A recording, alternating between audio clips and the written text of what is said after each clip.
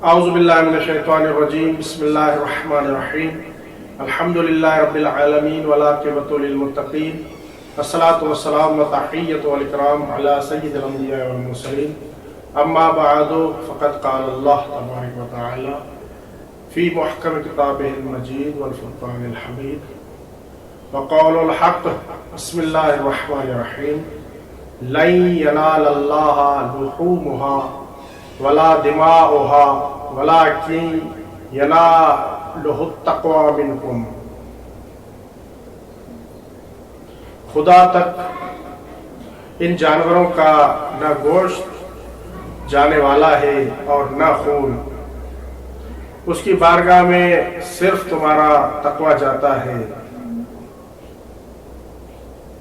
10 ذوالحج پوری دنیا کے مسلمان دنیا کے کونے کونے میں عید الاضحیٰ مناتے ہیں، قربانی کی عید مناتے ہیں، اور اس عید کو بڑی عید بھی کہا جاتا ہے۔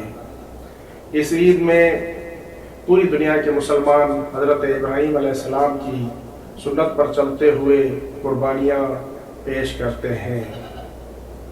قربانی کے بارے میں حضرت زید بن ارقم رسول اللہ صلی اللہ علیہ وآلہ وسلم سے نقل کرتے ہیں کہ کچھ صحابہ کرام نے رسول اللہ سے پوچھا، یا رسول اللہ قربانی کا فائدہ کیا ہے؟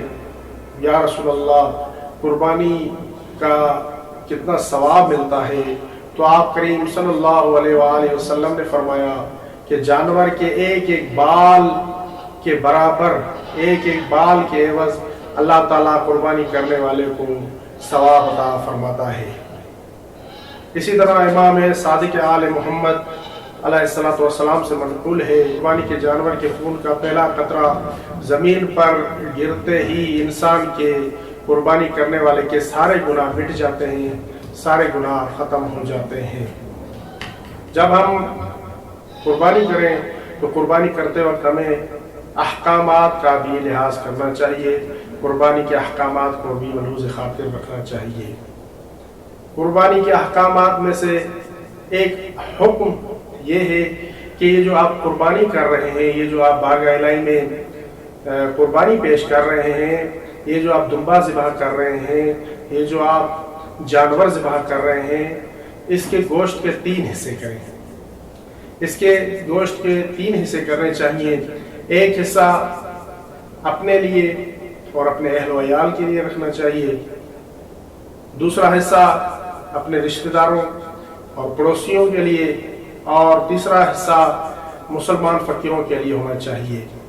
عموماً دیکھا گیا ہے کہ لوگ جب قربانی کرتے ہیں، قربانی کرنے کے بعد سارا گوشت اپنے پاس رکھ دیتے ہیں اور پڑوسیوں اور رشتہ داروں کو کم گوشت دیتے ہیں۔ گوشت کو اپنے پاس محفوظ نہیں رکھنا چاہیے، گوشت کو صرف اپنے پاس رکھنا، خود تک منحصر کرنا صحیح نہیں ہے، بلکہ مسلمانوں تک پہنچانا چاہیے، بلکہ اس کے 3 حصے کرنے چاہیے۔ خیال رکھنا چاہیے کہ جو جانور ہم ذبح کرتے ہیں اس جانور کے سارے اعضاء حلال نہیں ہیں، بلکہ اس جانور کی کچھ اعضاء مکروہ ہیں اور کچھ اعضاء حرام ہیں۔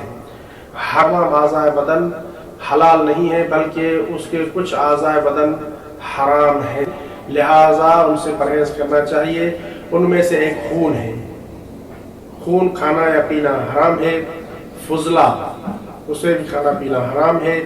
تلی، مثانہ، بچے دانی، کپورے، آنکھ کا ڈھیلا، عضو تناسل، فرج، مادہ جانور کا مقام پیشاب، حرام مغز جو ریڑھ کی ہڈی میں ہوتا ہے، پتا، اور وہ چیز جو بھیجے میں چنے کی شکل میں ہوتی ہے، غدود جو گرہ کی طرح گوشت میں پڑ جاتے ہیں، احتیاط واجب کی بنا پر وہ پٹھے جو ریڑھ کی ہڈی کی دونوں طرف ہوتے ہیں، ان چیزوں کو کھانا حرام ہے، لہذا قربانی کرتے وقت ان چیزوں سے پرہیز کرنا چاہیے اور ان چیزوں کو نہیں کھانا چاہیے۔